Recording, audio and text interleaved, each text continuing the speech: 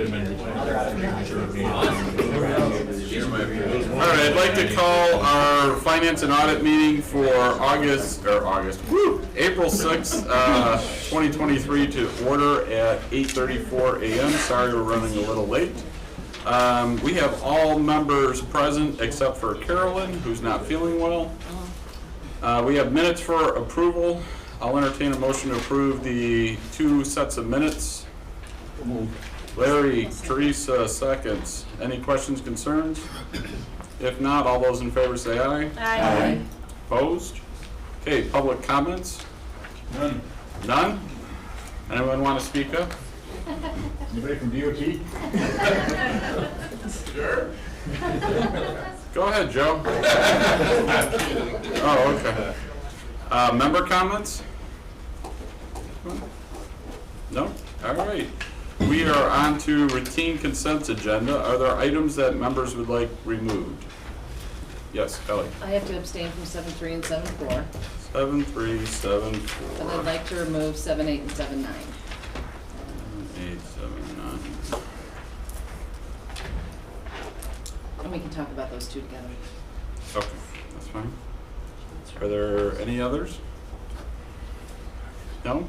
Then I'll entertain a motion to approve items 7.1, 2, 5, 6, 7, 10, 11, 12, 13, 14, 15, 16, 17, 18, and 19. Brian? Second. And Terry seconds. We'll go to vote. Terry? Aye. Brian? Yes. Teresa? Yes. Kelly? Yes. Larry? Yes. And myself, yes. Okay, those items are all approved. We'll move to items 7.3 and 7.4. I'll entertain a motion. Teresa moves, Larry seconds. We'll vote on those. Brian? Yes. Teresa? Yes. Kelly? Abstain. Larry? Yes. Terry? Yes. And myself, yes. Okay, those two carry. All right, we're on to item 7.8. I'll entertain a motion. Or you want to do them both together, right? Yeah, we can do both. Okay, so item 7.8 and 7.9. Teresa makes that motion. Larry seconds that motion. Okay, go ahead, Kelly. So, good morning. Where would you like us to sit? Right there's fine. Oh, great. Okay. Pick the comfy seats. It's always better. Thank you. Thank you. So, it sounds like you're doing some reorg, which I'm sure is needed at the treasurer's office. My question is, on these changes, is there any change to the budget? Are you increasing? No, I expect it to be at a minimum budget neutral, but more than likely it'll have a reduction in our overall budget. And are there change? But I assume there's changes to the salaries in these. Yes, we are going to be in our upcoming budget request. We will be removing a position. Okay. So I guess my ask is that usually when we see a resolution like this, we see the grades and then the changes of the salaries and also maybe the net that would affect the budget. So whether it's positive or negative in the amount. And there's a sheet, there's a normal supplemental sheet that is added to different resolutions that talk about, different things. The board or the committee that requested it, the background discussion, impact on HR, impact on financials. I just asked that it be added to the resolution. You know what I'm talking about. So, if that is something you could add before the meeting on the committee of the whole. Yeah. Okay. I think that's what you. No, it wasn't. I asked. Okay. It just gives us additional information, Oh, so then no, we're I'm voting happy. for it. I'm happy to do that. I wasn't aware of that, so I appreciate you bringing that up because I'd hate for that to be a question at the meeting. So thank you. Yeah. That's extremely And helpful. it's not a critique, it's just so, when people ask us to. Oh, we can yeah. say No, knowledgeable. I've run my own numbers prior to coming before you. And, knowing what we know about things that can change, I prefaced it by saying it's budget neutral, but I believe it will be a reduction in our budget overall. Okay, Yeah, so, that's all. great, okay. Thank you. Yeah, thank you very Any much. other member questions? You're not a member, but. You know, it's relevant. There was a vacancy that developed in the treasurer's office mid-year last year, and Linda Miller opted not to fill it. And Cheryl and I and Carrie, we kind of held that position, wanting to allow the new treasurer to kind of see where she was going to go with staffing. And you're committed now that we're going to let that position go in next year's budget. So we said it out loud now, but we appreciate we appreciate Donna's willingness to do that and help us on our staffing. Right. I also I talked to Donna before this meeting about these. Well, it wasn't 7A and 7 now. I talked to her, it was admin, but I appreciate your very quick feedback and so. Absolutely. Yeah. Great, thank you, Teresa. Okay. Thank you very much, Kelly. Thank you. Anything else from members? No? Okay.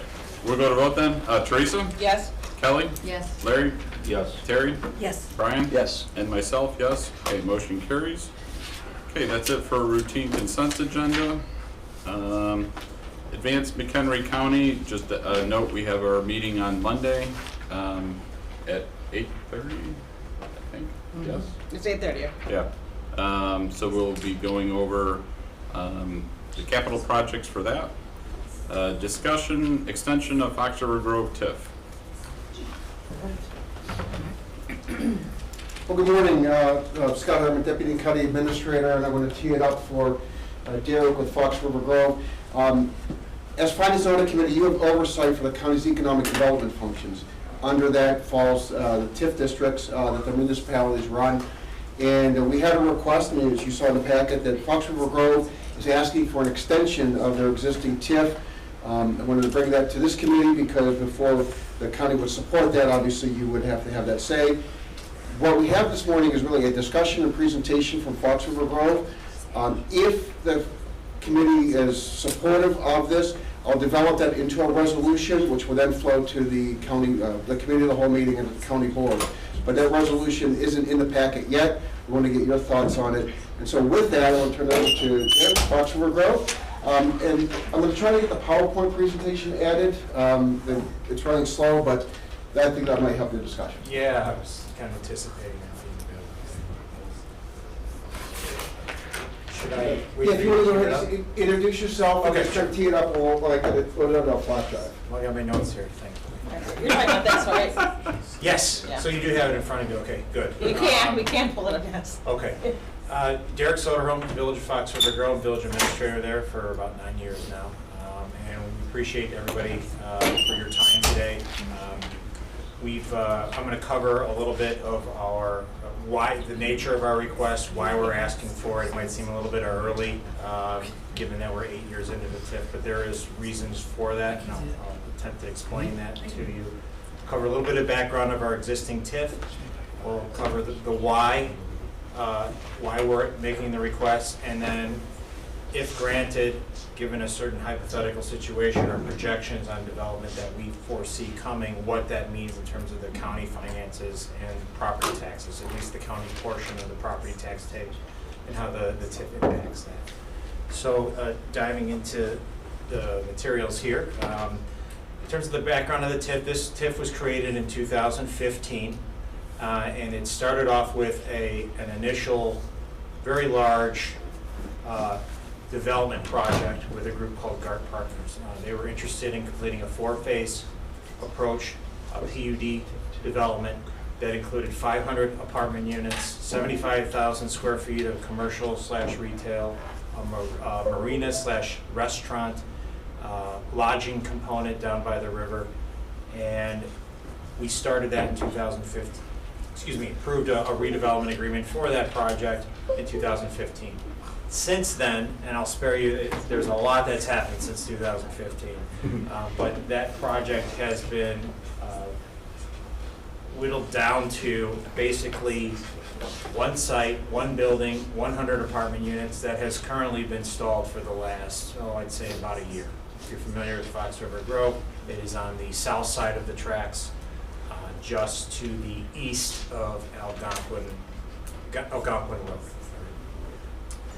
And so that's not the reason for our request, although this granting this request could be beneficial to that project in the long term if we can get development going on that site, either with the current developer or potentially a future developer. We've had one successful project within the downtown TIF district that is complete, up and running, and that's our Culvers. We were able to assist that owner of that restaurant with land acquisition costs, about half the cost for land acquisition there. That was an upfront deal. There's no ongoing existing agreement there. It was cash upfront to help offset the initial land purchase. And that brings us to today, where there are 8 years gone from TIFs are 23 years, but there's actually 24 years of payments because of the 23 years that it touches, so there's really 16 years of payments available left today. So why do we need an extension? So most recently, since 2000, we started in late 2018, the village began acquiring property around its municipal center, which is in the top right corner around that yellow area. That's to the south is Route 14, and right across the street from that is the train station in Fox River Road. And so we started acquiring the property, doing this land assemblage in order to redevelop the block, help facilitate redevelopment, prepare the site for the developer to come in and put in some sort of a project. We didn't know what it was at the time we were assembling. Could have been just commercial, could have been mixed use. Well, our board and the development community settled in on a mixed-use project, and that's what we're primarily focused on for that site today. After that land acquisition, we entered into a memorandum of understanding with the developer last April. With the economic conditions, interest rates rising, construction costs being very high, that particular developer decided that they wanted to press pause for at least a year, come back and revisit. Well, our board didn't want to wait a year to see what happens, and then maybe this developer is no longer interested. So we hired a broker last fall, commercial real estate broker, to help us market the site. We identified a developer, which we just entered into a memorandum of understanding with last month. We're working with a group called, there's a partnership here, it's Norwood Builders and Compass Point Development. And they have a good track record, currently developing mixed, certainly apartment projects, and have mixed-use projects across their portfolios. And in seeking out the developer, I guess, preliminary negotiation process leading up to the MOU, it was clear that the demonstrated TIF need for the project to be a viable, competitive project, financially viable project for the developer, and the amount of TIF assistance that would be required, and these are preliminary numbers, that there's not enough time remaining on the TIF. Because if we were to go through the entitlement process, which we anticipate could be done this calendar year, give them all their zoning rights to construct whatever that ends up actually looking like, they would have, by the time that started producing tax increment that could flow back to the developer for TIF reimbursement, for TIF eligible expenses, we're already 3 years down the road. So that 16 years I talked about that's remaining, 24 minus the 8, 16 left, minus another 3, there's only 13 years of payments available.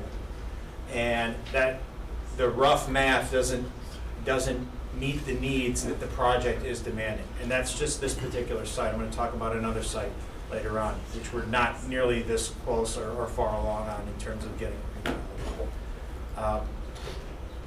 the project. This is a rendering of what is attached to our memorandum of understanding that could go on that corner. This is what is being envisioned at this time.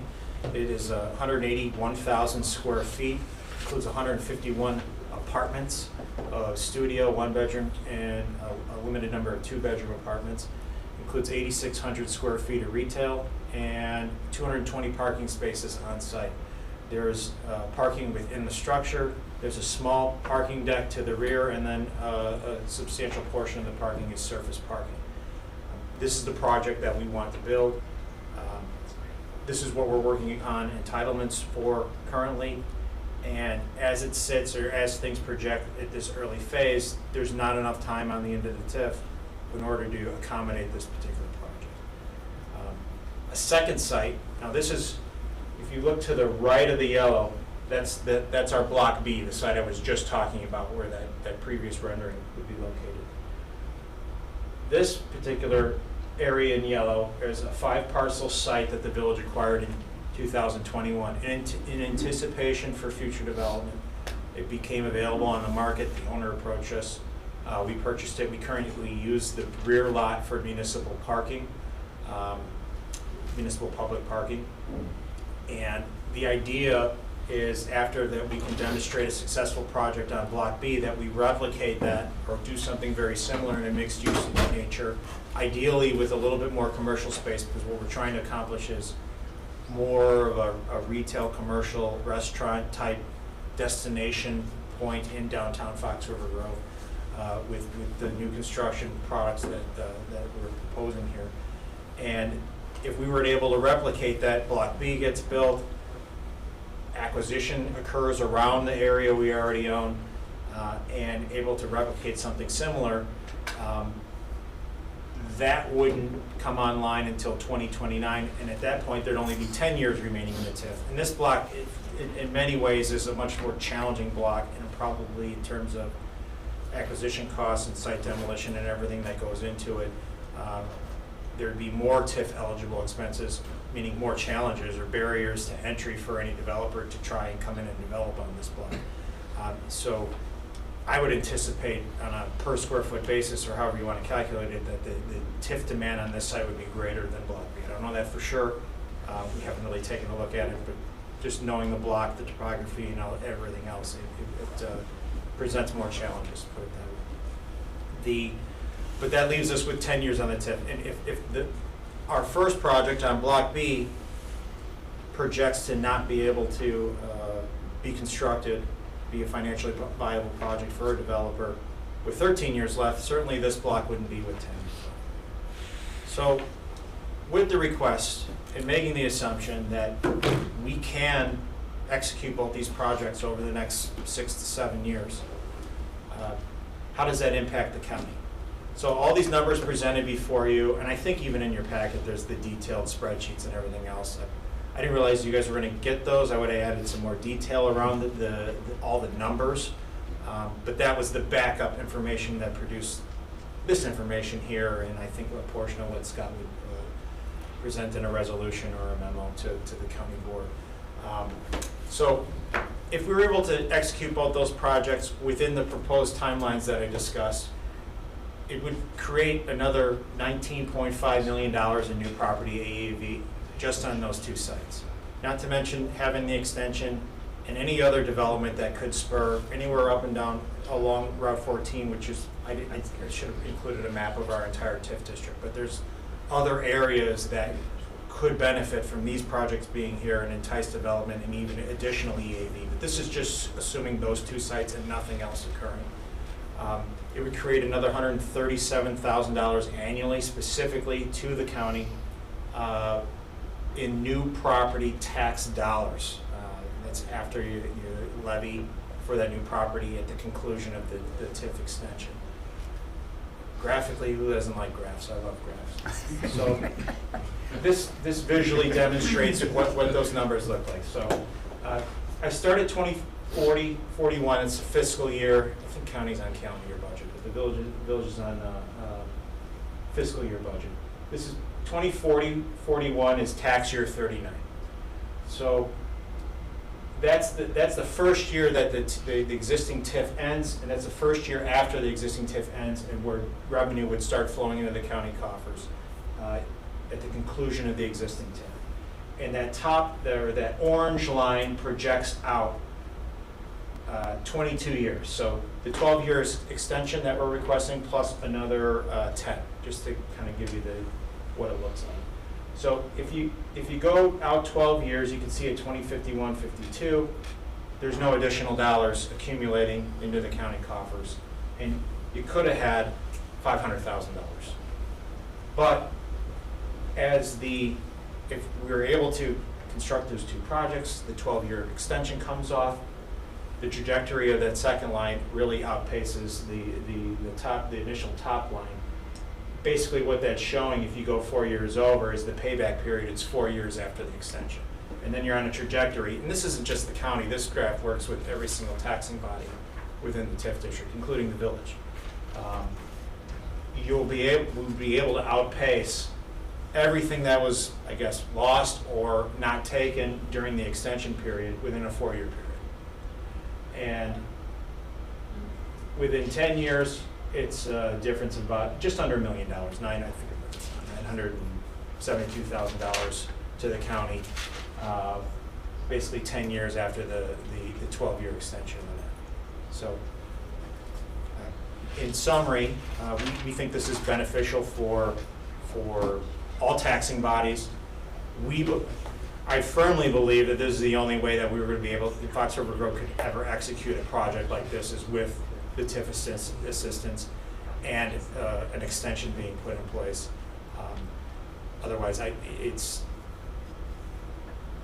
the outlook is not good for the projects or future development or other areas of the TIF district in terms of things being developed in Fox River Grove without it. So one of the biggest challenges we face within our TIF district is we don't have green fields, we have existing buildings already built. So the land acquisition costs are a barrier. And you're not buying the land to use the existing building or you're purchasing an existing building, you're tearing the building down. Those are all costs that are barriers for any developer to come in and redevelop, unless the land is dirt cheap or somebody's trying to get rid of it. But that's just not the case. TIF assistance is needed. The rents that, whether it be commercial space or multifamily space within Fox River Grove are not at a per square foot rate that are going to allow any developer to come in and construct a project and make it financially viable for them. We don't command $3 per square foot in rent like they would in Arlington Heights or Schaumburg or anything closer to the city. We're just not at those rates. But construction costs and materials and everything else are roughly the same price here in Fox River Grove or other parts of the county as it is in downtown Chicago.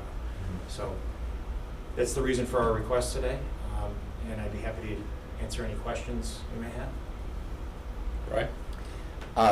Thanks, Derek. I appreciate the overview, and I am very supportive of your request, and I'll say that right at the beginning. The second thing I want to ask, though, is how many TIF districts do you have in Fox River Grove? Just this one. This one. Yeah, last year we had one around our Stonehill area at Route 14 and 22, but this is the first tax levy that all the taxing bodies, including the county, were able to. That TIF ended, and this is the first levy when you just passed that included the new property coming off that TIF.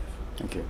Second question, although that's not really our purview, which I apologize when we ask the question anyway, have you approached the other governmental entities? Yeah, we've sent letters to everybody. This is the first meeting we've had. We've gotten one letter of support back. This is our first meeting. I have another meeting scheduled for next week, and so we're making our way through. So it's one of the first ones. Thank you. I think this is exactly the reason the TIF districts were established in Illinois. I think this is a perfect opportunity, and it's an exceptional, I think, opportunity for the village because, as you indicated, you don't have a lot of greenfield space or anything like that available in this downtown. It's a really visible area that is highly desirable, but we all would agree, I think, that it needs development. This looks like a great project in my mind, so I'm very supportive. Thank you. Other questions from committee members? How large is your TIF district? Oh boy. Well, are you familiar with downtown Fox? So it's basically, one side is train tracks. So for the side that's not tracked, it goes from the river all the way to where the Culvers is. And it's not very deep. It's basically the commercial property along 14. And there is a portion where it gets into a residential area, but that's closer to the river. And on the other side of the tracks, it is basically that Lincoln Avenue loop, that inner circle, and then the property where the 100 units has stalled. And that's basically the TIF district. Okay. And I know this is near the beginning of the development and stuff, but have you talked to possible retailers people who would want to invest in the buildings and projects and then also build around? Well, really, not really. And here's why. We have interest of 2 restaurants that want to locate in the space, but it's really in the control of the private developer and who they want to have lease the space.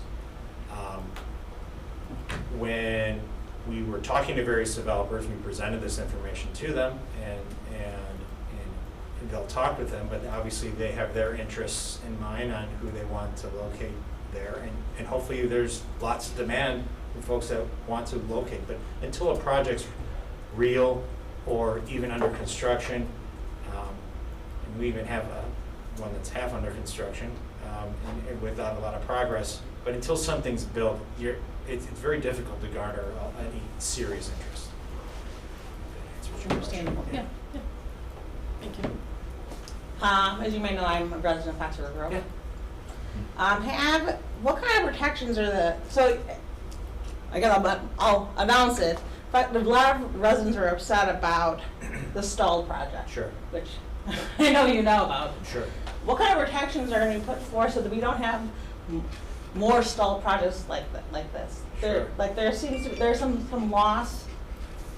Like the residents are concerned now. Sure. Right, that we had blighted area, Sure. and now we have Blighted areas. a large area that is some would consider worse than before, right? So what kind of pressure are we putting in for there? And then are we losing, if these projects don't happen,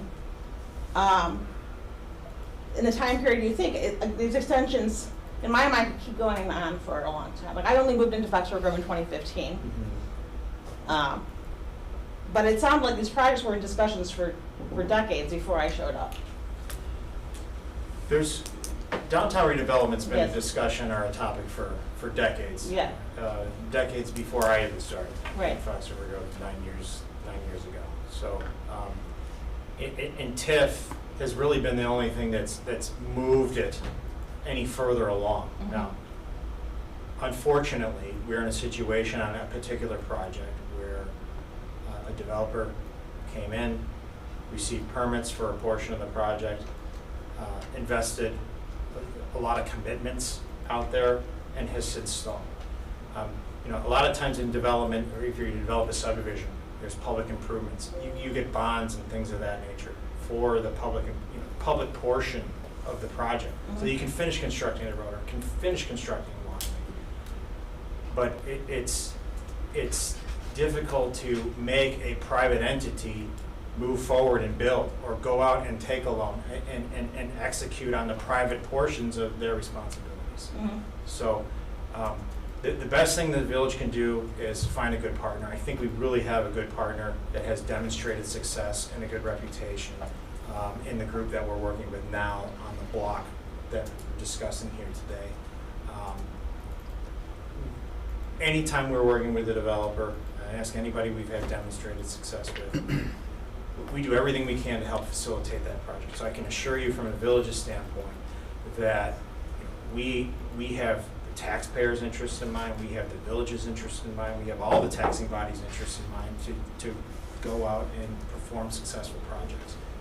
But unfortunately, we just can't control to that level of degree what a private entity is going to do. Now, we have mechanisms built into our redevelopment agreements, which we are in effect actuating.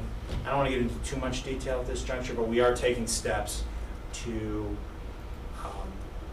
either require the developer to perform under the requirements of the redevelopment agreement, or risk default under the redevelopment agreement, and then in essence they would not be allowed to construct further, and basically we would start over. So that's really what it boils down to, is either they execute or they don't, and if they don't, then they risk losing it all.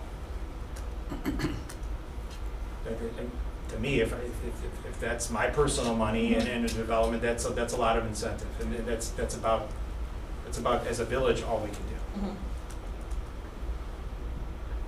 To my knowledge. I mean, there may be villages out there that that require performance bonds to build, to execute on the private development. But I mean, usually that's what a lender does or a bank once they get so far along in construction.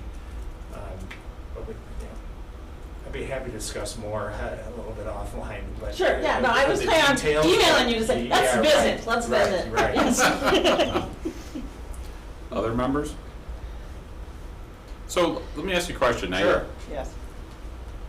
Naturally, the municipality, any municipality can put a TIF in place without the county saying they agree or don't agree, or any taxing body. I mean, Well, I mean, municipality.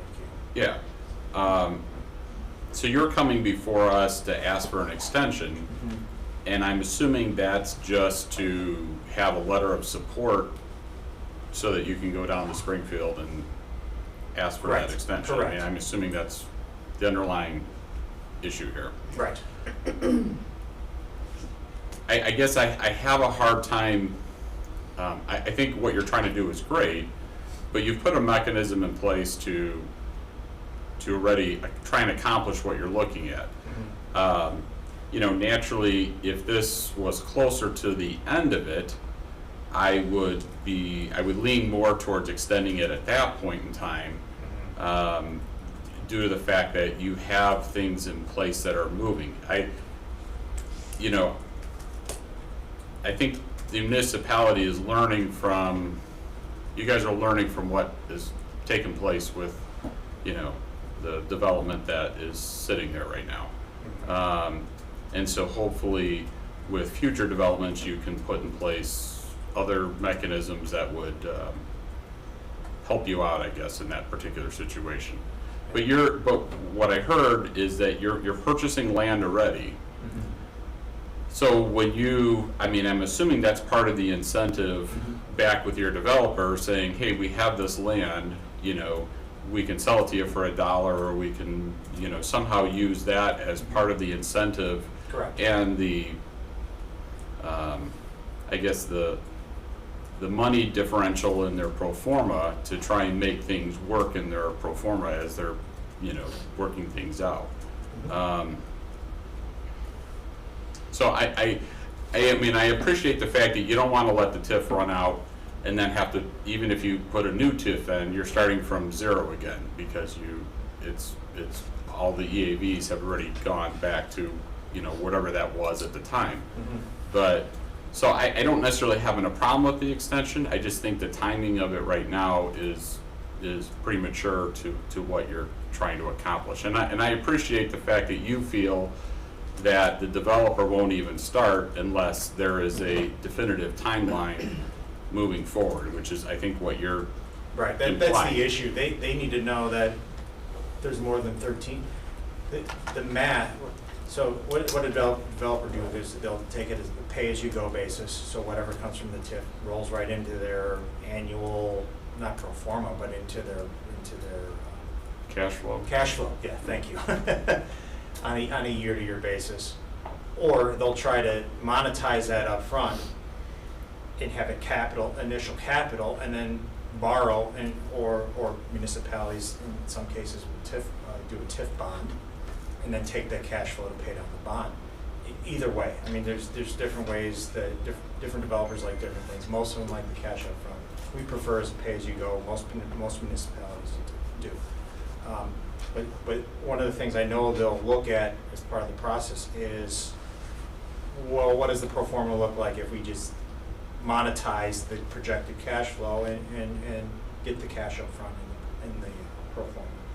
But the issue is there's only 13 years. There's X amount of TIF demand, which we don't know exactly what that number is today. But we have rough numbers. And there's not enough time or cash flow to cover those TIF expenses, and that's fine to say they don't get all the reimbursement that are TIF eligible expenses. Well, then the pro forma doesn't work with the 13 years of payment. So basically, what we're saying is the project never starts with the hope that someday an extension is received on the end, or they're just out of luck. So what's the delta right now?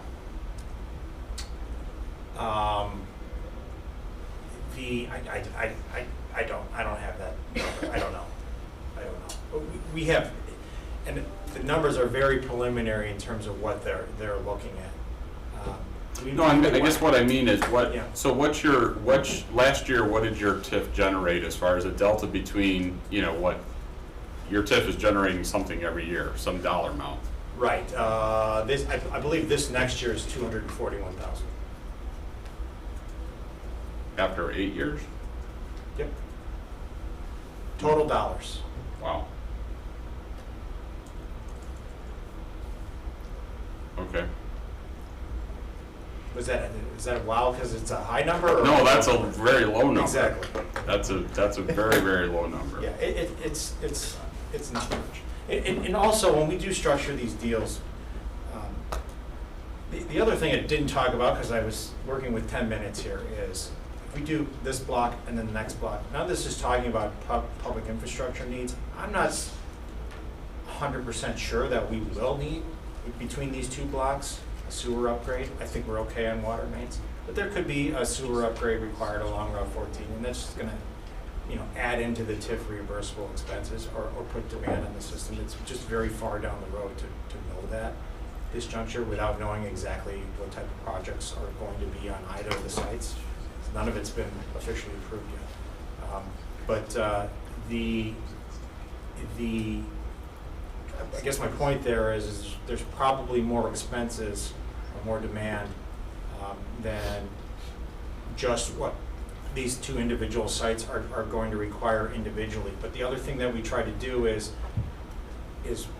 while we have this $241,000 flowing in, and we've used some of our TIF expenses to help acquire these projects to get ourselves in a position to get development. So that's what that cash is essentially being used for, or has been used for over the years. When we structure a deal with the folks at Block B, we don't open up the other areas of increment to them. They're eligible for reimbursement for what their site individually produces an increment on a year-over-year basis. We don't say you have access to the entire TIF. Could you do that? You could, but it's really focused in around what parcels they're developing and the TIF increment created on their parcels. But with a project like that, it's a substantial amount of increment that's created on a year-over-year basis. It's a $50 to $60 million building, rough numbers. Right. So do you have a concern that, pick a time frame in the future, 10 years from now, that your village board wouldn't be able to or be willing to extend it? No, it's not about a willingness. It's about having it extended and having certainty, so when you're approaching or negotiating with the developer, they know that it's there. Okay. Derek, I have a question. From the time that you engaged the first party and then that opportunity was lost or they delayed, what was your time frame there? From generating interest to the time they walked away or you decided to walk away? How many years? You're talking about on our original development? Yep. We're still technically operating under the 2015 development. Oh, right. Well, But I mean, yeah. that first party. And I'm just trying to, for the So that was delay that 2015. caused. They sold that off in around, I want to say 2019 to Okay. another developer. So that it's really the current owner is not the original group we were working with. Right, so we've had that much delay. So basically what you're doing is you're presenting to a new party that's interested. You want to offer them the same opportunity that originally existed with that original party on the length of the TIF. And so that's why the extension is important, so that you're giving them a business proposition where they can recoup, their investments, because that's what they do. And so it's basically foresight on the village, from the village perspective, to basically have a very attractive opportunity for the investor and be on level playing field, the same as the original that walked away had at that time. So you're just looking ahead to the back end, and that's what you're asking us to support. Correct? Correct. Okay. Correct. I just wanted to make sure. With the original, they started with a full 23-year period. Yeah, And now we're down to 16, and by the time an actual development would produce anything, if we hit our timelines perfectly, you're really left with 13 years of Right. payment, not 23. Right, so it's not premature, it's presenting a good business opportunity. Right. Thank you. That's thank you. Yeah, it's basically There's your creating- talking points for future presentations. But it's essentially creating a situation where a developer can work with. Every year that's lost, there's that much less, and their opportunity to get paid back on TIF eligible expenses. It's not that villages or municipalities or anybody with a TIF district doesn't have to pay back for every TIF eligible expense if the project's financially viable with less. And in our situation, it's what we've demonstrated, and we don't just make this decision on our own. We hire independent consultants to take a look at the numbers and make sure that the construction numbers are real and the rents are real within the marketplace. And so we do that and have a third party, separate set of eyes take a look at it. And you don't have to reimburse for it all, but in our situation, what we find is that every dollar is generally needed for it to be a competitive project in downtown Fox River Grove. Go ahead. 4 points quickly. I think we all understand that there's always going to be risk. I mean, always, always, always. That's the nature of business itself, is that there's a risk there. And so I think that we would also agree that all bodies have dealt with the COVID economic disruption. I mean, and that's part of what has impacted this whole situation, is the instability of the marketplace. And so, trying to predict what the risk is going to be in the future is going to be next to impossible. We try to manage that. So from that standpoint, I agree with my colleague Reno that, in fact, they are right now doing their due diligence. They don't want to wait again to extend that risk. They want to now take the action that is going to ensure that there is a viable option here in terms of that business-government partnership which exists. So I think they're looking to extend the viability of the project and the TIF itself. Third point is, the intent of TIFs is not solely, and I think we all understand this, but it's not solely the economic impact of the specific project itself, but is the economic impact of the totality of the region or the area. And that it not just extends to Fox River Grove, but that extends to the county as well. Municipalities are in probably one of the best opportunities to increase economic development for the county at large, because they have this economic growth engine that already exists via the downtowns and their residential and industrial base. And so I think that by supporting the municipalities in this regard, we're supporting the economic growth and development of the county at large. And then I think that it's important for us to understand that while there are those out there who speak against TIFs, and I've heard lots of those arguments, I'm sure everyone has heard lots of those arguments, the reason that it is so hard to understand frequently is because of that risk factor and the unknowns. But for any business, any opportunity, there are huge amounts of unknowns that we don't know. And so we just have to accept that, but also work to manage it. And in my mind, I think the village is doing a great job of trying to plan and to try to manage the risks that exist, knowing full well that you can never have an absolute insurance policy. It just doesn't exist out there. So I again support this project, this effort, this TIF extension. I think it's the right way for us to be going as a county. Any other questions by committee members? No? Okay. Thank you for your presentation. I appreciate it very much. Thank you very much. Appreciate it. Will of the committee, do you want administration to put together a resolution for our committee of the whole? Yes. Yes, please. Yes? Seems like there's enough heads nodding yes. So go ahead, Scott, why don't you put a resolution together, put that as a committee of the whole discussion. It would go on new and unfinished business as a board meeting. And then if committee members or board members in general have questions at the COW, then it could be addressed. Will do. Thank you. Okay, thank you. Next on to reports. Carrie, Let me guess, you're gonna talk about budget policy first. Well, not first. Oh, Just really quick, I wanted to introduce the committee to Maureen Gates. She's our newest member of finance. She started on Monday. So I invited her to come and Welcome. see her first Maureen. finance and audit meeting. well, hold on. We require all new employees to stand up and introduce themselves. Give us a little history about yourself. Okay. I didn't prepare for that. We haven't done it before. You're joshing her. Stop hazing. I'm happy to be here though. Okay. so. Thank you very much. You don't want to do that. I could have said something like do a dance or Dance, sing a yes. song or something. We want to keep our voice. Oh. We would like her to stay. Does anyone need copies?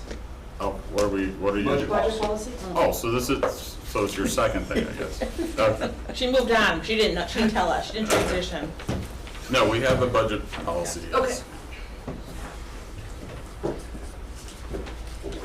The budget policy went through a pretty big rewrite last year. Yes. And that was a focus of Finance Committee last year. So as we approached, although we have a new CFO, we still have a relatively new budget policy. We didn't think we needed to do dramatic changes. No, and I think the budget policy last year worked very well with all the changes that we did. I think based on how things went with the budget last year, there were some tweaks that needed to be made, which is what you Yes. did or are doing. Yeah, so the two major changes were to some of the scenarios. I think last year was the first year we used the scenarios, and after kind of seeing them, how they played out, so a few of them didn't make sense. So I took those out. And then really the biggest one I think is addressing the inflation costs. And instead of presenting those as supplementals and kind of mixing them in with the true new additions to the budget, we worked through a way to account for them where we still have control, and you guys have control and oversight, but it's not, bringing a resolution forward because the price of fuel went up. Yeah, so for new committee members or new board members, for I guess would be a better way of saying it, there was, we have always said supplementals were anything beyond what was budgeted last year. And so With the exception of personnel. correct, sorry.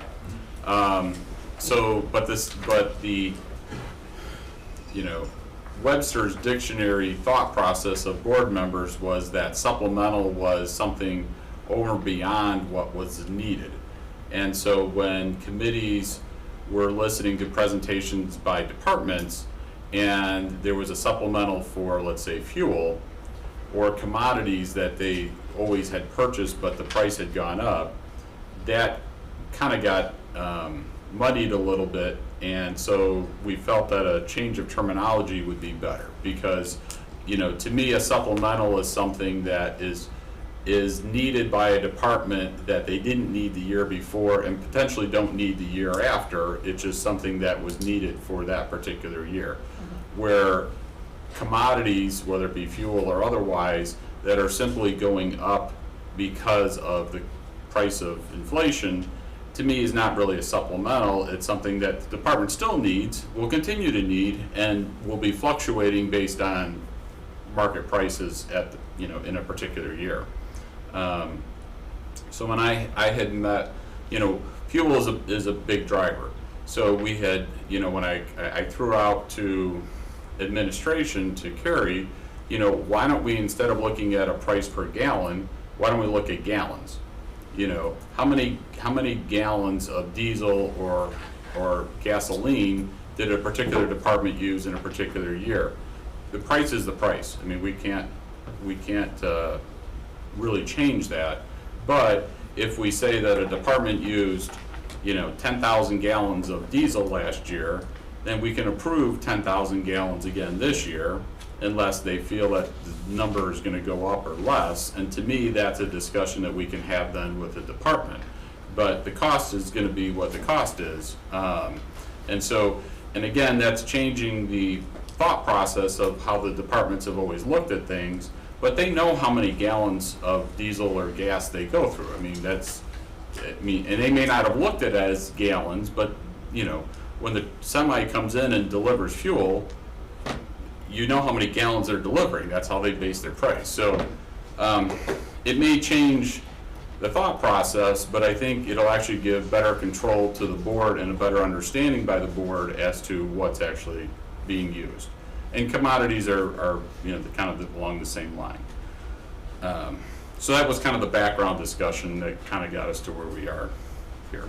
The rigidity with which we stuck with this legacy term of supplementals, I will contend, I think is important.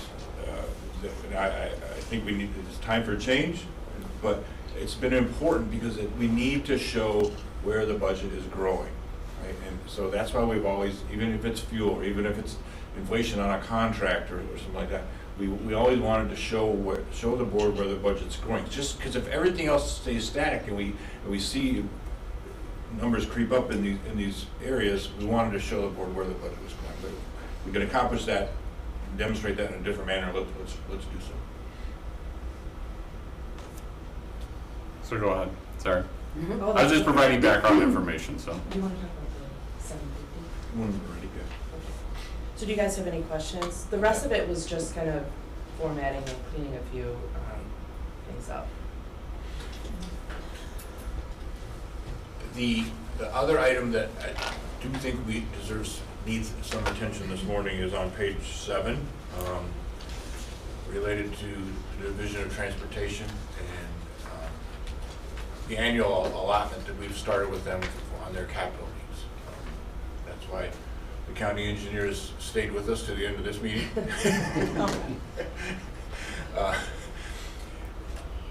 Mike, you and I talked, and we think that this number of 750,000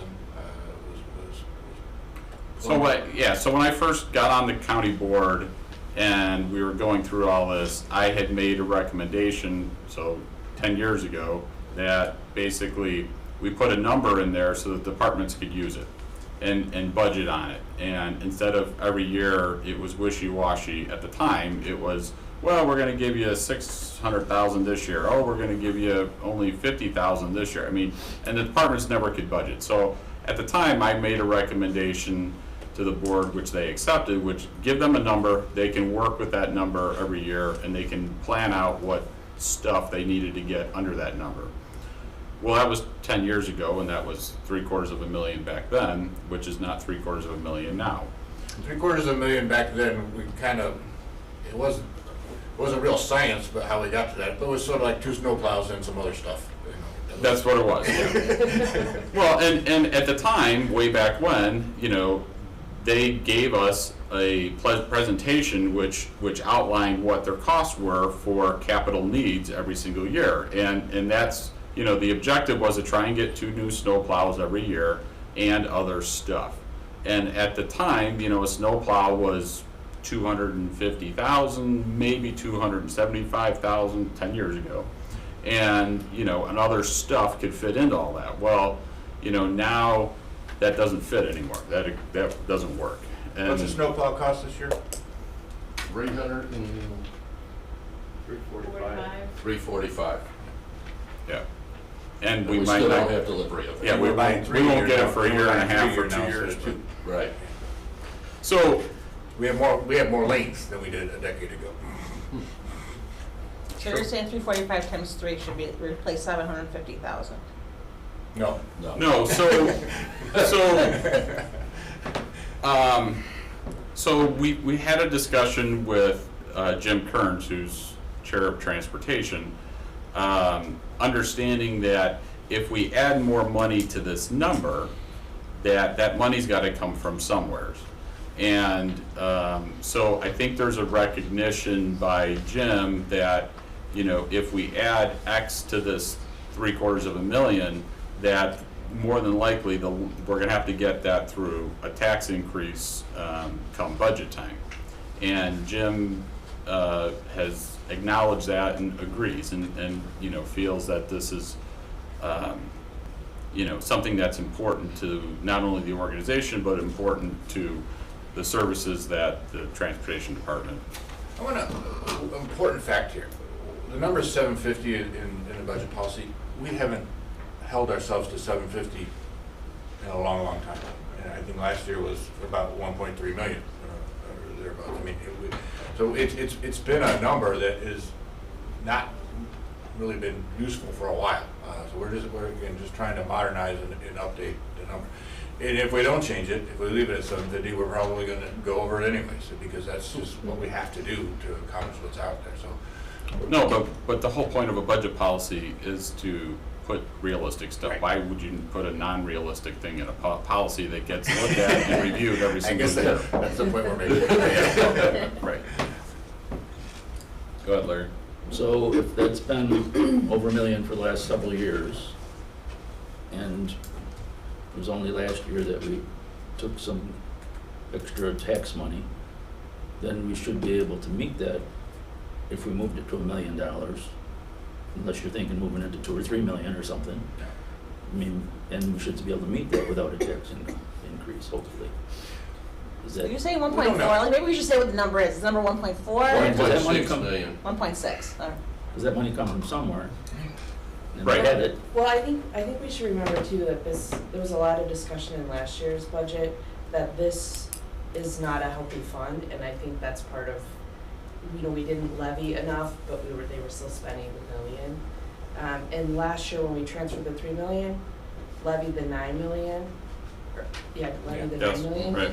That was kind of part of the rebuilding to a healthy fund, which it's still not a healthy fund. Like I know Scott just emailed yesterday that they will definitely be out of money, I think, before the tax distribution in June. So I guess it's just kind of another piece of the puzzle of if we raise it, especially even to 1.6, then that money has to come from an additional source. To answer Larry's question, though, I guess yes, we've spent always over $750,000, and I don't want to imply that if we go from let's just say for easy math, if we go from $750,000 to $1.5 million, that we need to raise taxes by $500,000. That's not what I'm trying to say. But what I'm trying to say is if we go, if we spent 1.3 last year and we put into budget policy 1.6, we got to make up that 300,000 somewheres. That's what I'm trying to imply. I didn't know the 1.6 was the number or that type of number. Well, that's what Joe's saying. Well, We can always beat up Joe, but I mean, that's what Joe's wanting at least. So, I'm just questioning, and I don't have an opinion on this. We have a number in there, and it seems like it may have to change. Obviously, it has, when was the last time this was changed? What'd you say, 10? A decade. 10 years. Okay. 10 years. So, is it, like you were talking about how you said they need so many gallons, and put that in the budget policy or in the budget, in resolutions, could we do something like that instead of an amount? I mean, is that even worth talking about? So saying the amount of 3 snowplows a year? Or do we need to have a number in there? This is a guide, though. It's not a rigid, it hasn't been rigid, at least. We haven't used it as a rigid number, as we just demonstrated. We've been going over this number year after year after year. So, and whatever we put in there is gonna, I So we suspect- need an amount in there. We can't just say the cost of 3 snowplows. Well, but see, Okay. and again, it comes back to, Transportation did a presentation probably a year and a half ago about the needs of capital equipment. And the Transportation Committee at the time felt that trying to acquire 3 snowplows a year was the most beneficial way to make sure that our costs for maintaining was going to be controlled. And so it was really a balancing act between the cost maintenance versus the cost of a new plow. And we wanted to try and get on a schedule that was replacing plows on a more consistent basis so that our cost of maintenance wasn't going through the roof. And, you know, again, it's not just the cost of the material to repair, but also the labor to do the repairing.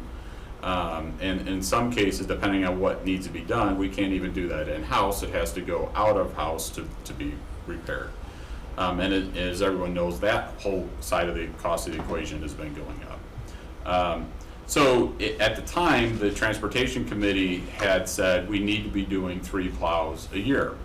Well, so trying to weigh the 3 plows a year with, you know, not taking CPI every year has been extremely challenging, and in some years hasn't come to fruition. You know, we've only done 2 plows instead of the 3. So again, different committees are making decisions, but then ultimately the board, you know, takes over and doesn't support those decisions, I guess. So I think by increasing the dollar amount, again, it gives Transportation Department some direction as to where they can spend the money and spend it most wisely. But again, Joe will come back to Transportation and say, hey, Transportation, this is what we can do with our, you know, fill in the blank number, you know, 1.5, 1.6 million, but this still leaves capital needs of X, Y, and Z, you know, and the only way we're going to do this is to increase the dollar amount.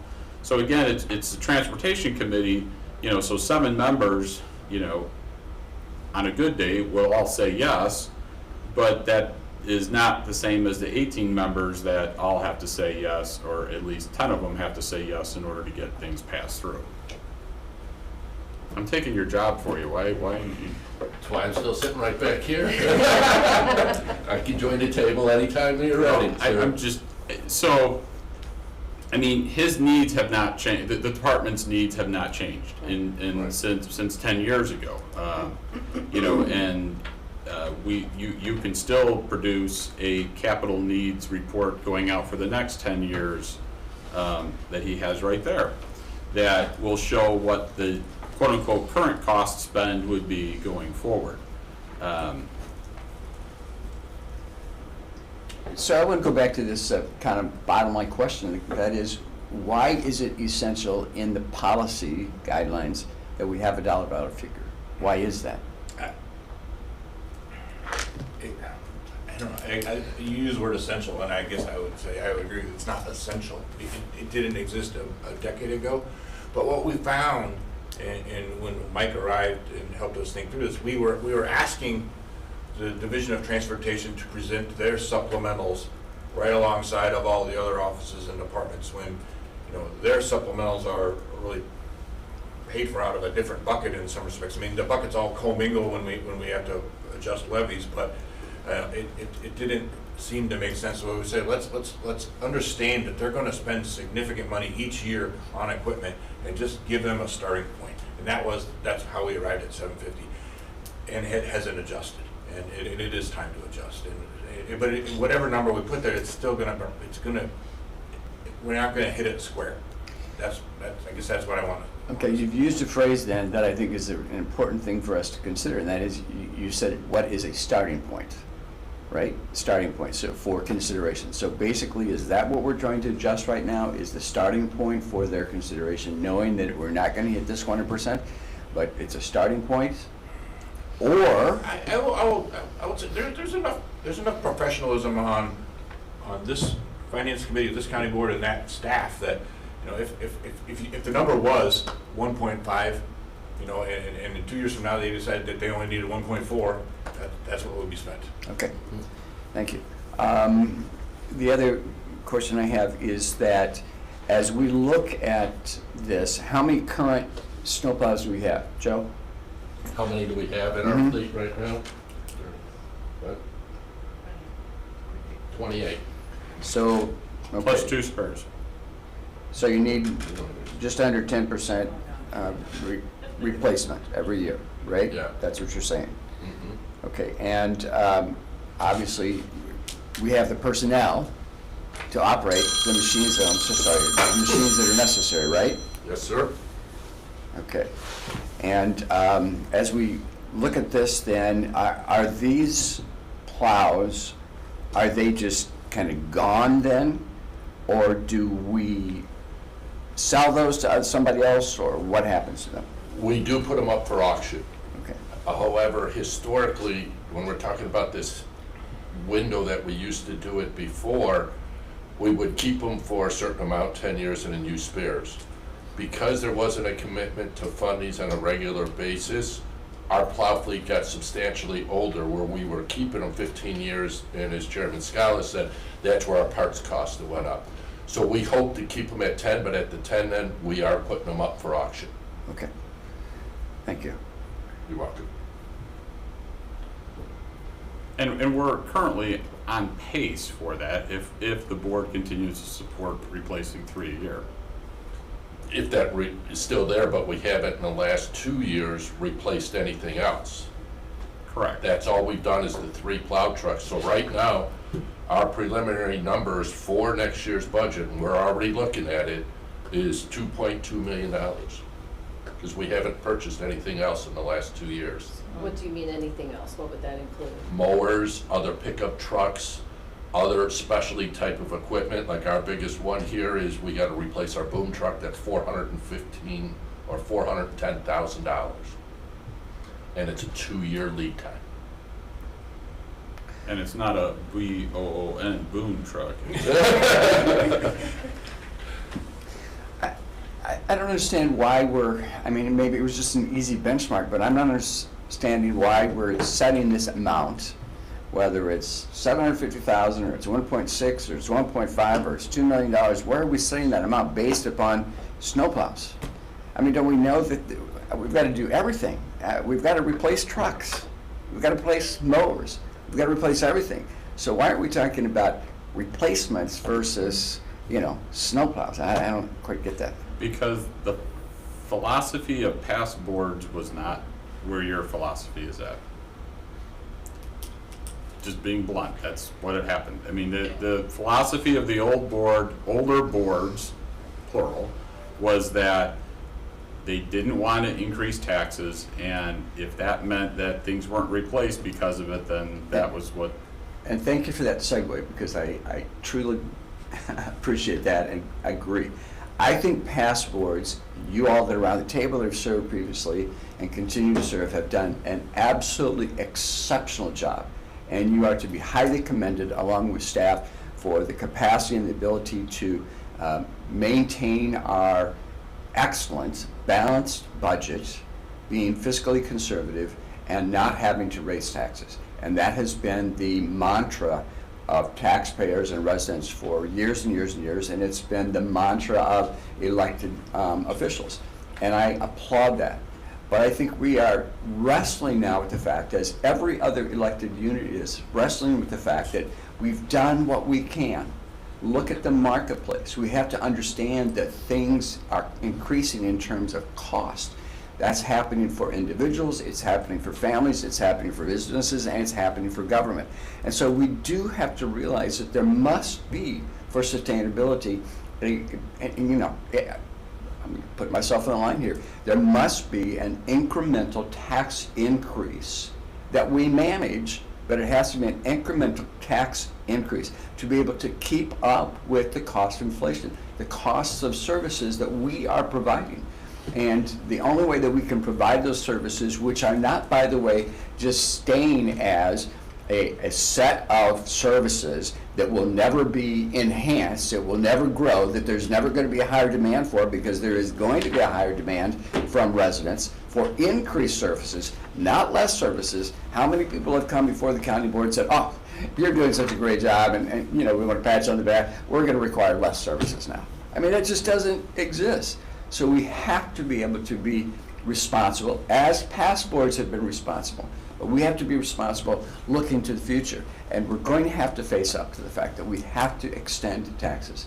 That is a reality. And I've said this before, and I apologize for repeating, but one of the things that we had in the city of Woodstock one day is we had a resident that stood up. We were talking about the budgets.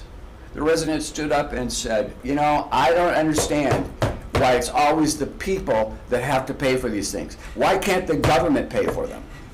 Well, that's what a lot of people think. But there are realities here, and we have to be able to support our needs in providing the services that we know, rightfully so, the residents expect and deserve. So I think we need to come up, bring it full circle, I think we need to come up with a reasonable, appropriate figure to deal with these costs. I am perfectly fine with extending that position to $2 million for the policy purposes, asking, as you say, our professional staff to keep it down as low as we possibly can, but at the same time, using their professional judgment, their erudite considerations, and those of this board to find that balanced position every year. So, I'm sorry. I get into soapbox about this, and I apologize.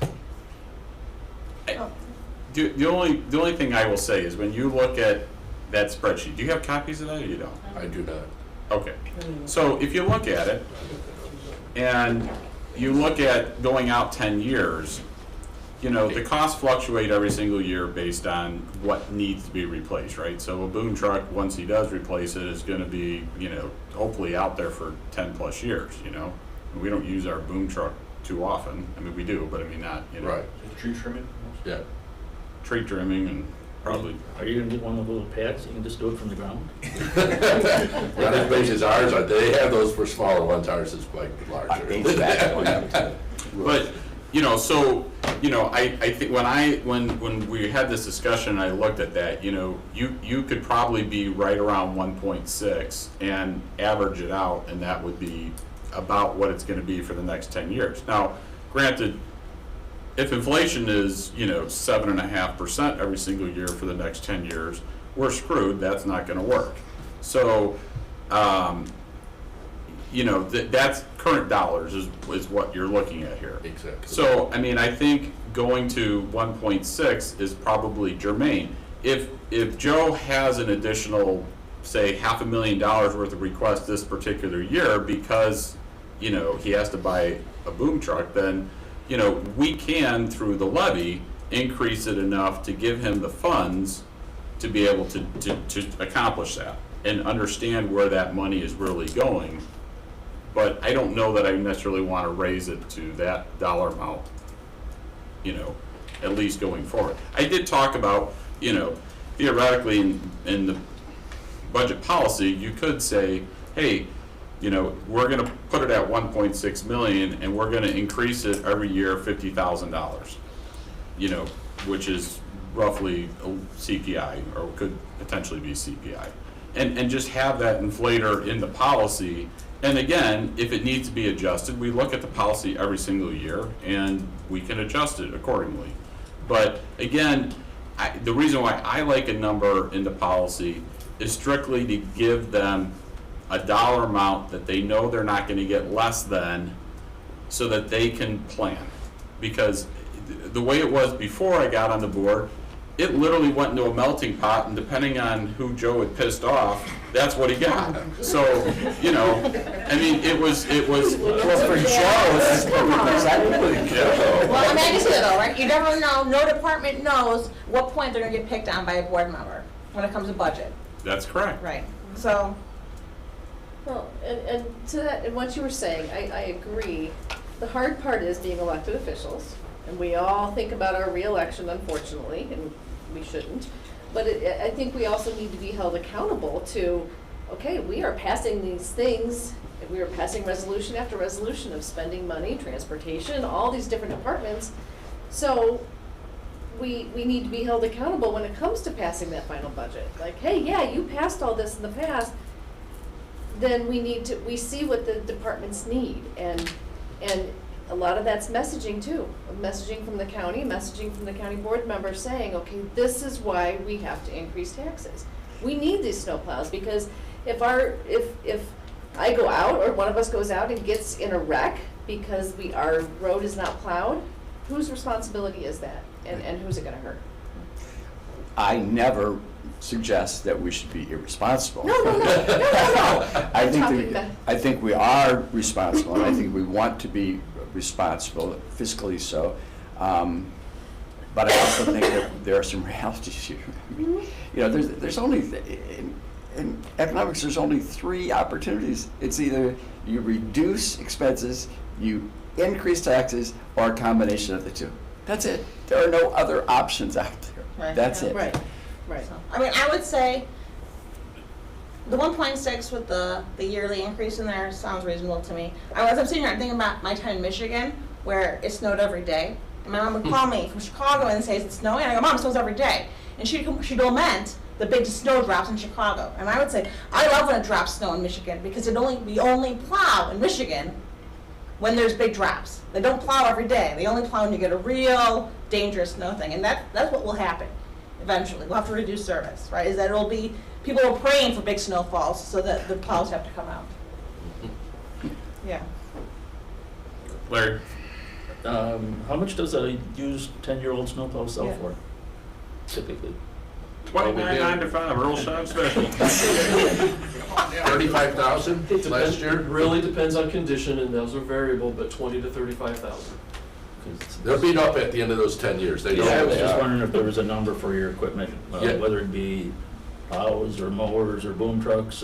We do build that in, A Larry. 10% back kind of And thing? We work with purchasing, and Ed and Beth are here with it. We do put that into our budget of what we think it does, and it varies anywhere from our equipment from 35,000 in year 8 up to 56,000.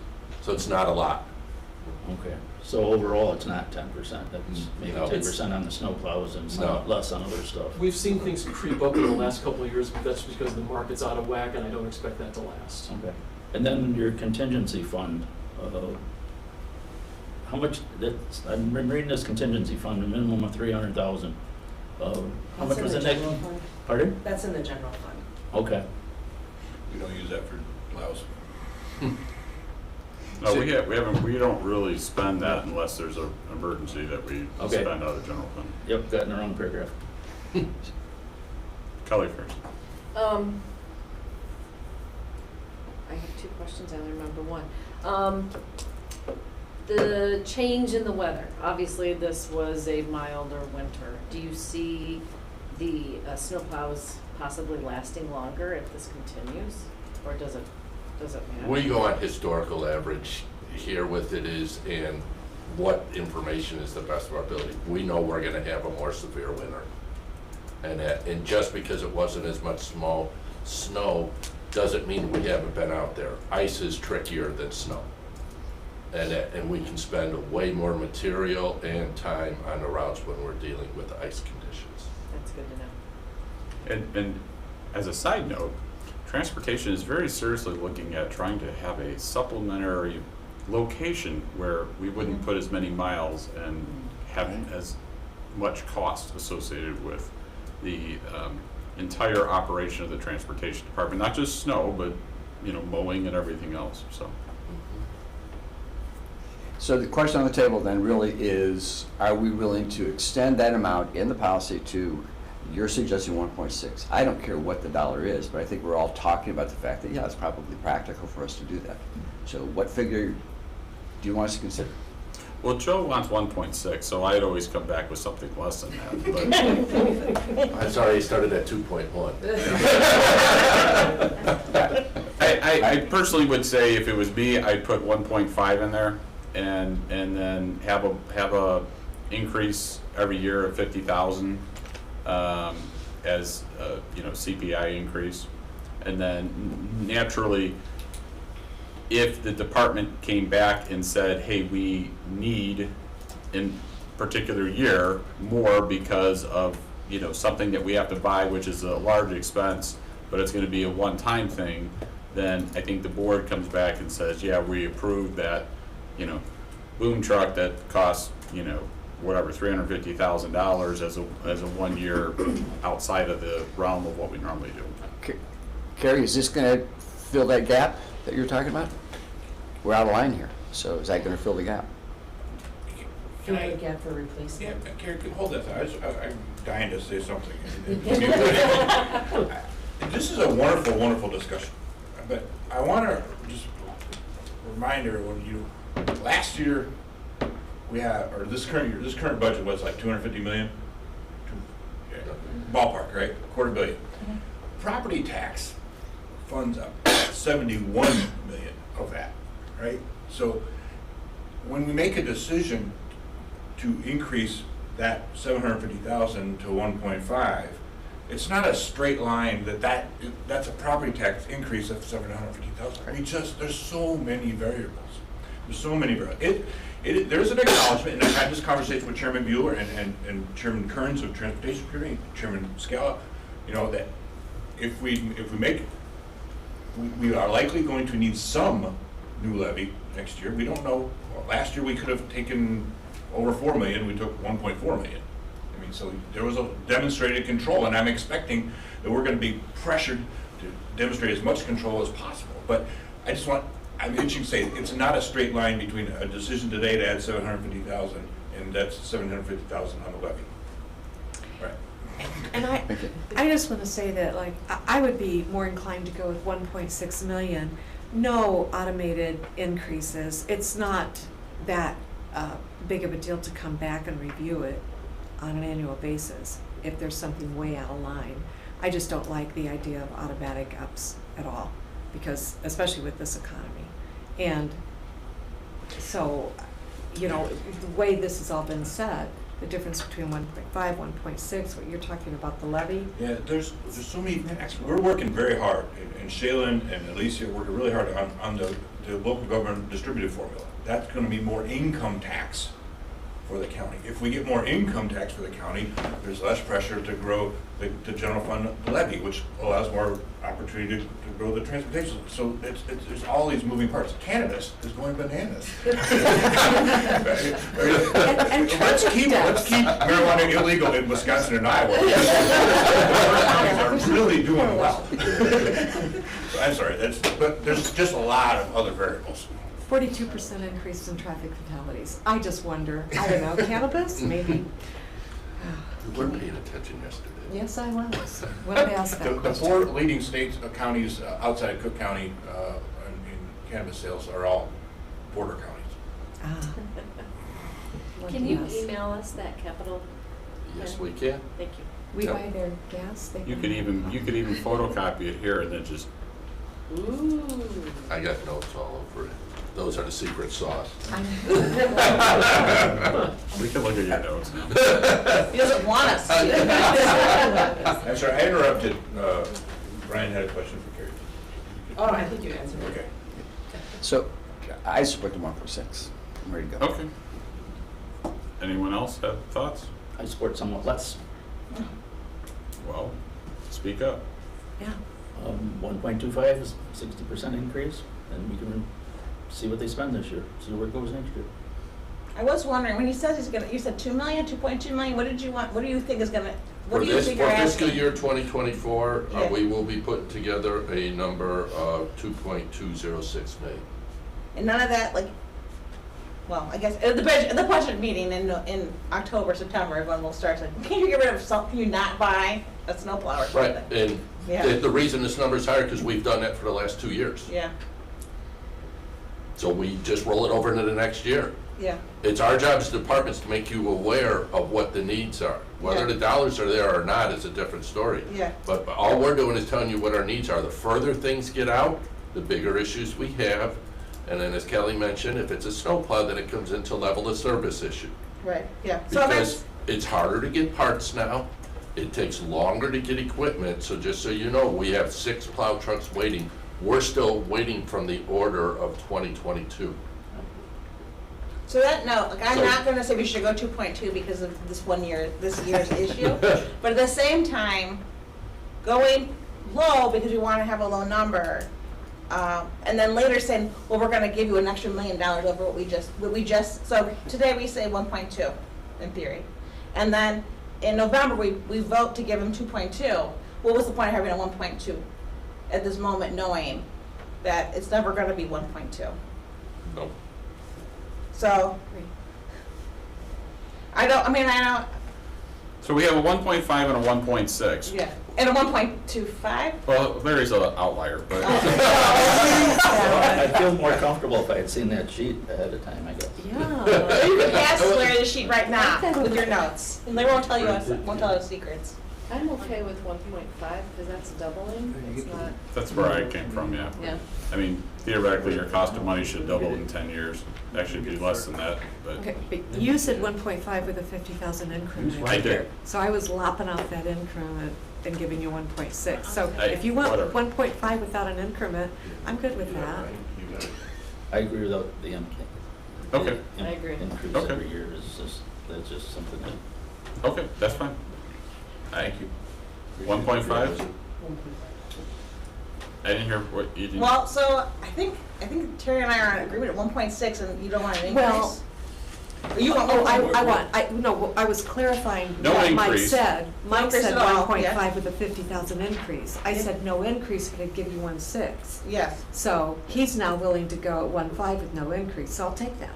All right, well, then if you're agreeable, I will take that too. That's what I'm good with. I'm good with 1.6, but I'm fine with 1.5. 1.5. See, the ones that were at 1.6, we all dropped on the 1.5, and then we took your 1.2 and added that 100,000 onto it to get you to 1.5. we compromised. It was math. All right, so we're gonna increase budget policy to 1.5, no increase, in here. And then, so anything that doesn't fit into 1.5, you're gonna have to come back to not only Transportation Committee, but to the board then, and say, this is what we'd like to purchase outside of the 1.5. Not a problem. Okay? Yep, and thank you very much. Thank you. And good discussion. Despite Thank you. your jacket there.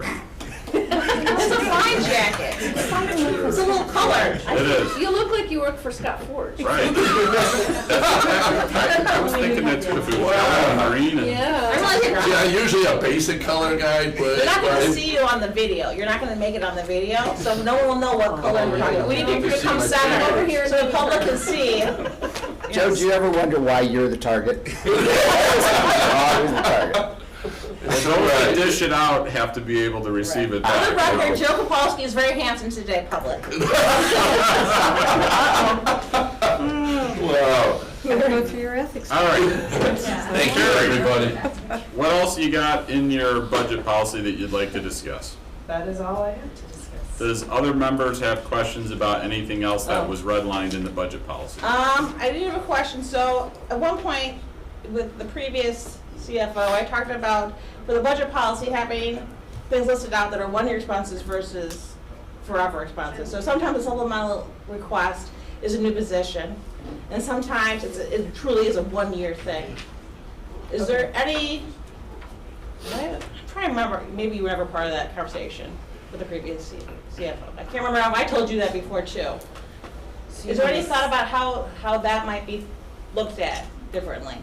Because sometimes we're doing a supplemental increases, like saying we want a new position that will stay forever. How, is there a question how to present it on the supplemental list? Right, because at one point in the last budget discussion, I kept saying, well, we had this, there was overage, which ended up being put towards there was a surplus left over from the previous fiscal That was year. new growth. We typically try and tie surplus to one-time.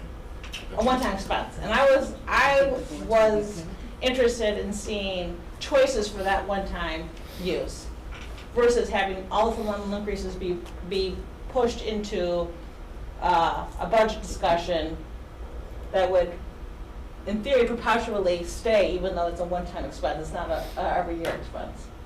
So if you raise a levy has to raise because we're adding so much more from what was a previous fiscal year, right? And some of that more comes from supplemental increases that are just one-time events. So I was saying, well, when we have a surplus from a year, and back in October, November, I said, will there be a surplus from the fiscal year we just finished?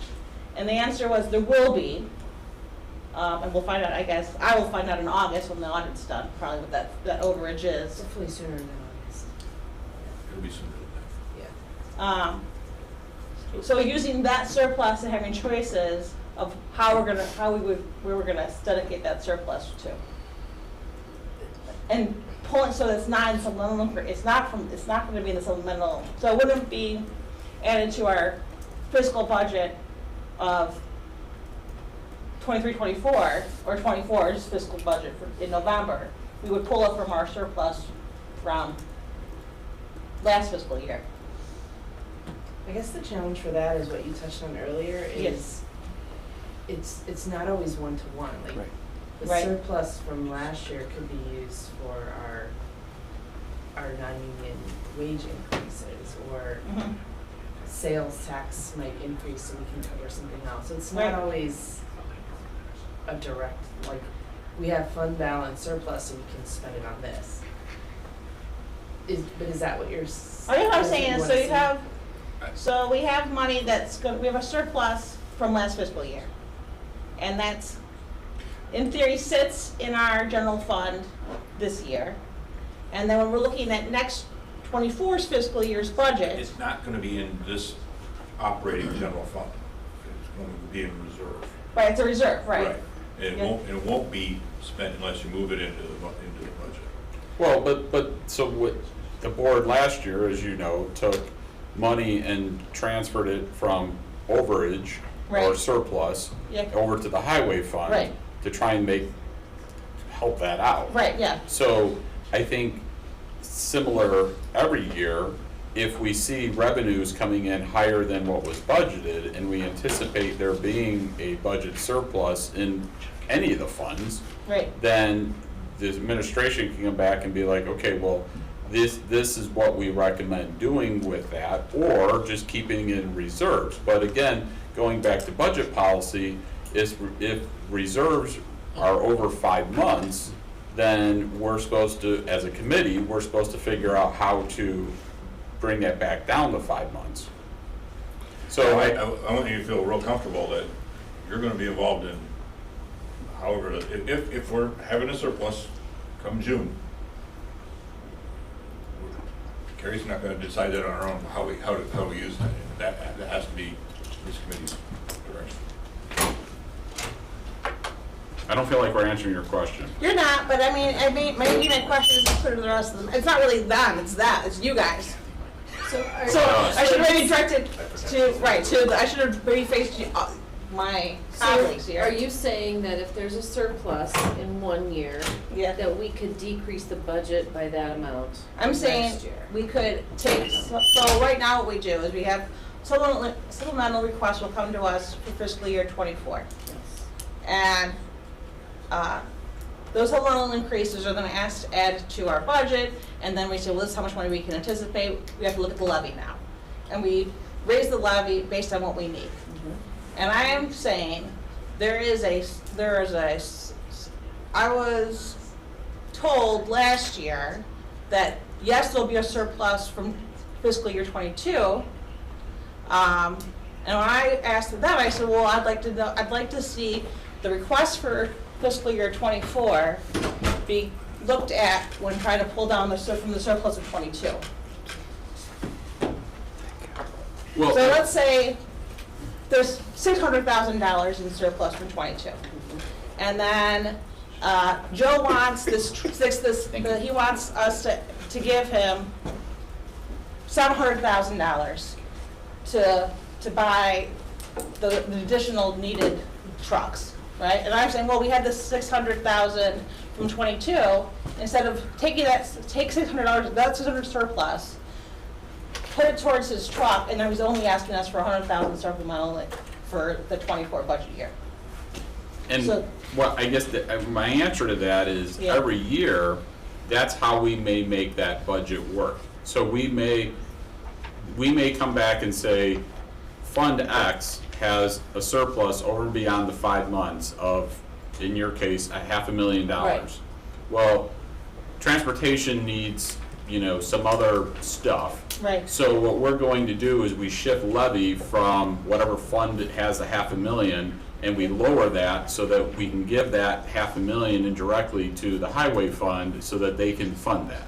And every year, that's a shift that can happen based on how a particular fund is doing. And so in the past, is that what this committee has done? Is they've said we had a surplus from 21, which I've now forgotten what that number was. Any particular year, yes, But this committee has done that in the past. yes. So that's how we when we're looking at what to levy out of each of the funds, Yeah. that's how you can shift money between funds on a particular fiscal year. Okay, so you've already done what I was asking. This committee's already done what I was Well, asking. I'll be honest with you, we haven't had too much of the surplus stuff, so, but Well, like indirectly, the yes. 3 million to highway fund last year was Right. part of the discussion. Correct. Right. It's important to understand, though, it's not just income that is going to be accrued, it's also going to be, expenses are going to be accrued. So, just like Joe was saying, we don't necessarily get a piece of equipment in the fiscal year that we anticipate getting or that we desire to get that piece of equipment. And so we have to kind of keep that in mind too. This is a rolling, if you will, it's a rolling context that we have to operate in. But in that particular case, we roll that from year to year, so we have the funds set aside. Right, but I want to make sure that colleague Mrs. is thinking along that too. Transportation is a little more difficult to understand because so many projects and stuff rolls from year to year. Right. So, and the philosophy was changed to save up for projects instead of issuing bonds to cover projects. Right. So, their funds always look super inflated. There's like all this money sitting there, but in reality, it's already been allocated towards stuff. Right, no, projects, that's not, this discussion is probably, I think I was clear, I'm not gonna be any more clear, I'll say that. I'm not gonna be more clear than what I meant. Okay. And so, I feel that this discussion probably is exhausted because Okay. you've said you already are doing what I want, that this committee's already done what I wanted to do. And so it's now been gone, the whole discussion is, I'm And done. you will get to be a part of that in a couple of months. And the average is 1.33. Thank you. Oh, with his thing? Oh, it showed up when I wasn't even looking. The eighth year is not filled out, that's just a placeholder, so those aren't the numbers. So if you actually take numbers, divided by 7 years, it's 1.555980. Okay, I did columns, you're right. Right. So you're 1.5, you just need to be a little more competitive on your bidding and you'll be right there. Okay, so you want to ask your question? Yes, all right, so when we're looking at the scenarios, I see that you took scenario 1 off. So we're assuming that we will always take, at least we'll take new growth. Yes, and we've always taken the new growth. That was why when I was sitting down with Chairman Bueller, that we kind of just said to get rid of that because That's fine. the board has always taken new growth, even under all the situations that we've gone through, so. Okay, I just wanted to make sure that I was reading it correctly. Yep. Okay, anything else on budget policy? Okay, well, so now you can take that to the board and get that passed. Thank you. We're gonna add this under doing unfinished business as well. Yes, with this policy, or with this resolution. Yeah. Thank you. I don't know why you need, it says 18, why does it say 18 votes? 18 department. Oh, the department number is 18? That's a county admin. Oh, okay. Then never mind. Here, I'm thinking you need every board to approve it, I'm like, that's not gonna happen. We have a lot of unanimous decisions. These are What? Department departments? numbers. So it's not as, I always wondered what those numbers were, okay.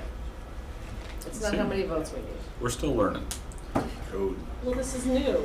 It's a new thing we need to do with the new agenda management system. So you'll see they'll always be grouped together too. Cool.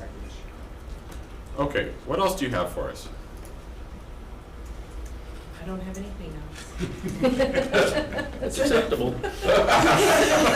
Finance, is what you're saying. Finance department is doing well, there's been no headaches you might tell us about, or successes. No headaches and no success, other than our new hire. You had a successful move into new workspace? Oh, yes, if you guys want Oh. to, although we're kind of in that, mostly moved in, but still have some. Do you have pictures on the wall yet? No. Okay, then I'm not coming to So visit. next, Next month. Okay. What, can you share a little bit about where our audit is at? Yeah, so a few weeks ago, Baker Tilly was on site for the fiscal '22 final field work, and that went very well. So we are finishing up capital assets. Hopefully we'll have that to them by the end of next week, and then a few grant items, and then we should be pretty wrapped up. It went well this year. And so I saw John Rader a couple weeks ago. Yeah. When he was here. Huh? When he was here. Yeah, when he was here. And he's hoping to come before committee. I don't think May's gonna work. I don't think he'll have everything wrapped up by then, but probably by June. June or maybe July. June? I'm trying to push this forward, man. We can't just keep on, you Just not know. August. Well, I mean, in my head it's August, so I don't know why. Well, it's been delayed in the past couple of years. I think it's typically finished in June and presented in July, but we can push for June. I want to get this back on schedule again. I really would. I'm, you know, if we don't push, things just keep on dragging along. Okay. And anything else? She's tried to say that now about 5 times. Okay, no, beautiful. Contingency, we don't have any. Thank you. Thank you. Thank you. EDC, Meeting next week. yeah, anything else? I know they were still looking for a speaker for dinner. Okay. As of the exec committee meeting, they were still looking for a speaker. That didn't cost so much, but, so one of the things with the EDC, when it comes to the annual dinner and the speaker, you know, the decision was based on past speakers. We're trying to find someone who perhaps the messaging is more dynamic and more uplifting, I guess, the best way to put it. So, you know, it's been very content and context oriented, and that hasn't always been the most stimulating for the people that have been attending. And so we're trying to perhaps change that paradigm a little bit to have someone who's more dynamic. So someone, I don't know if you've ever heard Mike Singletary speak before, but he's a very dynamic, charismatic speaker who can really bring home a message. Problem is he's $50,000, so we're trying to get that kind of caliber and Wouldn't we want it related to economic growth and development? well, see, that's I mean, we don't need a motivational speaker at the economic development dinner. well, so that's the discussion that we've been having. When we've gotten feedback from the people that are in attendance, typically the feeling has been that that hasn't been done, and so it's been we've lost attendance because of that situation. Or the venue and food, Well, which is possibly the worst in the county, just telling you the truth. Nobody knows what they're eating. so again, we're trying to meet the needs that we get with the feedback. So that's, anyways, I'm just sharing that's what was going on. Me too, I'm just sharing. Yeah, sharing is caring, and so we're trying to all care and make it more successful. We had a great speaker, it was about 5 or 6 years ago, I thought, that was pretty motivational because he took a really positive approach to the state of Illinois and our economic outlook versus a real negative. Do you remember who that was? I can't remember the name. He moved out. Did he? I don't know. I don't know. That was a great That was setup. a joke, yeah, thanks. It wasn't great, she was just joking, Yeah, I can I see know. that. But you do it with a straight face. I don't know who it was. Do you remember that, Peter? He wasn't motivated. No, I go every year. He was trying to turn our Was it- opinion was it- around about the state of Illinois. Yeah, I was wondering if he was like the director of the And he said it with a straight face? Yeah, he was really Wow. positive, and I thought it was CEO, great. director, or something like that, or? He was his assistant for the Chicago mayor, wasn't he? I Come out I of the really- city. I don't remember. Well, that was last year. Was that last year, really? Which was nice. Yeah, last year that was, that. You know, this has been several years. I had a Caterpillar CEO. That was great. Back Yeah, when and if we could Caterpillar get was in that Illinois. again, that'd be fabulous. Well, they moved out. so. That was the highest attendance that we've ever had was when he was here. Anyways, so that's just, Look at the speaker from the year before, because that's who drew the attendance. Well, it sounds like you want to, it sounds like since you like the Caterpillar speaker, we should look for a business owner in Chicago who's doing really well, right? I mean, I find like leaders love to talk. well, So if you ask, the problem is that, you know, when you get someone very high, unless you have a connection somehow, they Yeah. charge to come to present. And so, you know, EDC is trying to not spend a bunch of money to get a speaker to come. You know, the whole point of the EDC dinner is for people to get together to talk and exchange ideas and stuff, and it's a networking area, and so you don't want to spend 50 grand on a speaker, or 25 grand, or even 10 grand if you don't have to. That's a lot of dinners. no, I'm just saying, and I haven't gone to the EDC dinner, so maybe I should really watch out for the invite this year. Yeah, Did they say there was a futurist a couple years ago? there was a futurist a couple of years ago, yes. Because I saw one a few years ago, and it was phenomenal. It was very engaging, and I have to remember who it was though. I think the futurist was sometimes too out in the future. Oh. He didn't relate to me at all. Yeah, No. I had yeah. Anyways, okay, Natural McHenry County? Wait a minute. Oh, yeah, While we're on EDC, can we talk about ARPA with EDC, or should we not? what would you like to talk about? Well, they're still planning to possibly come back, Correct. correct? Okay. True statement. Because I talked to somebody last night, and he said they were just, and was talking about how they're trying to figure out how to formulate it. Correct, Make the biggest impact. correct. Any idea when they would? Have no idea. Tell them to take their time and get something done properly. Don't know when that'll be. That's it. Natural McHenry County? Natural McHenry County met on March 22nd to review the strategic plan, and the basis of the review was a survey of the board members, trying to get some insight and thoughts on what are the key strategic initiatives for an update of the strategic plan. Okay, any questions? All right, we have a need to go into executive session, so I'll entertain a motion to go into executive session at So moved. 10:23 a.m. For the purpose of, Review of executive session minutes and audit. thank you. So moved. Terry, Kelly, all those in favor say aye. Aye. Any opposed? Okay, motion